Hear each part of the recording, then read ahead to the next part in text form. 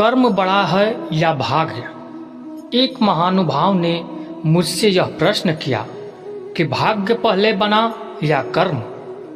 मैंने बताया कि भाग्य कर्म का फल है।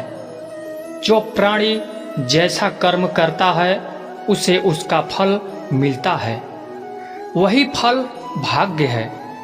फिर उसने पूछा कि जब भाग्य में लिखा ही नहीं होगा तो प्राणी कैसे कर्म और क्या कर्म करेगा?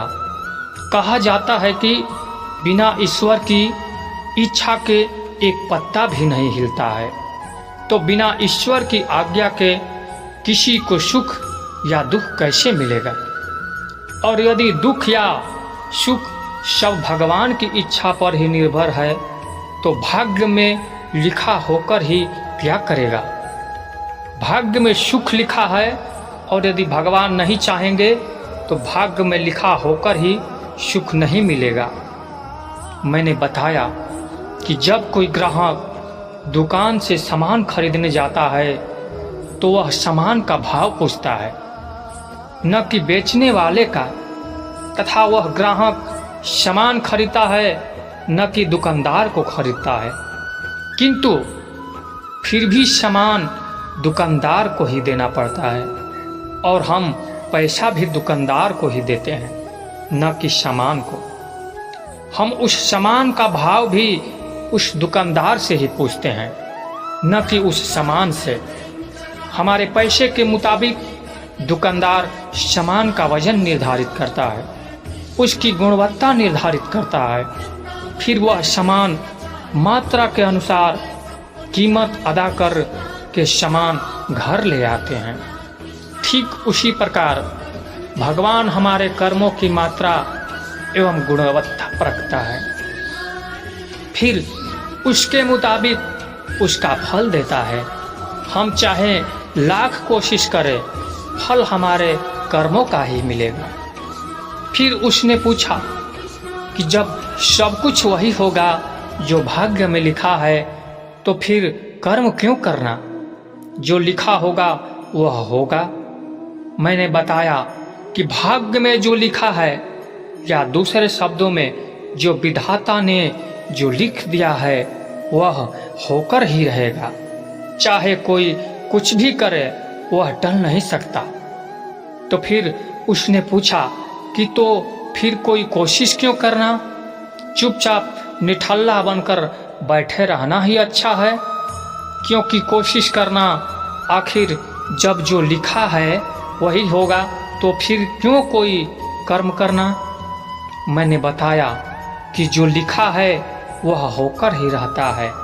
भाग्य या दुर्भाग्य अपना प्रभाव बिल्कुल समय पर पूरी मात्रा में देते हैं, किंतु हम उस भाग्य या दुर्भाग्य से अपने आप को बचा सकते हैं। जैसे ठीक दोपहर में भगवान सूर्य चिलचिलाती हुई गर्मी में फैलाते हैं। भयंकर गर्मी से प्राणी त्राही त्राही करने लगता है और फिर उस गर्मी से बचने के लिए या तो किसी पेड़ की छाया में जाता है या अपनी सामर्थ्य के अनुसार वातानुकूलित घर में शरण लेता है। किंतु उसके ऐसा करने से भगवान सूर्य की न तो गर्मी कम होती है या न तो भगवान सूर्य अस्त होते हैं। वह अपना काम पूरी तरह करते हैं। हम अपने प्रयत्न से उस गर्मी से छाया में या एयर कंडीशन में जाकर राहत पाते हैं।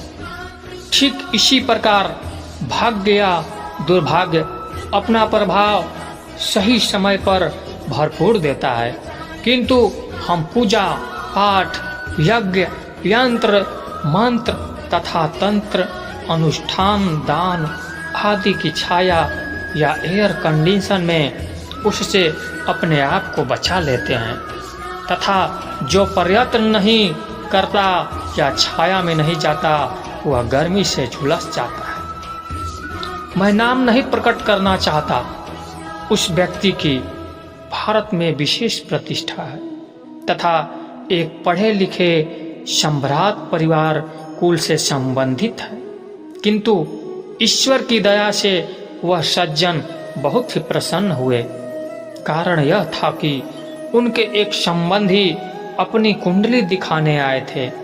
मैंने कहा कि कुंडली अशुद्ध है, तो उन्होंने कहा कि इसका मतलब आप भी दूसरी कुंडली बनाना चाहते हैं ताकि आप भी इसकी कुछ दक्षिणा पा सके। कितना दक्षिणा लेते हैं? क्रोध तो मुझे बहुत आया।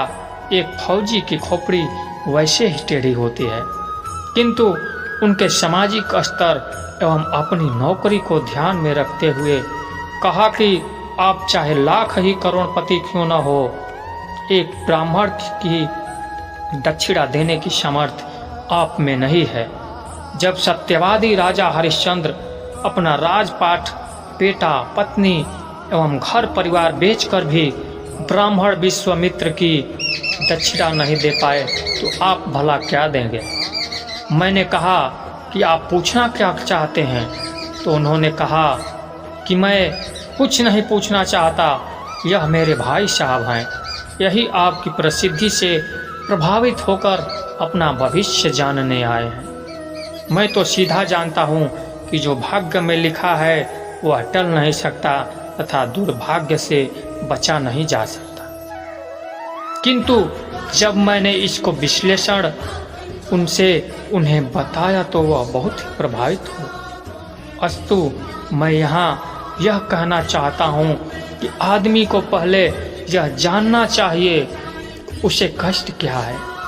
कुंडली की 12 भावों का सम्यक अध्ययन करके कष्ट का प्रभाव पहले जानना चाहिए तथा फिर उसके निवारण का सम्यक उपाय करना चाहिए। भाग्य या दुर्भाग्य को बदला नहीं जा सकता, किंतु उसके अच्छे या बुरे प्रभाव से बचा जा सकता है।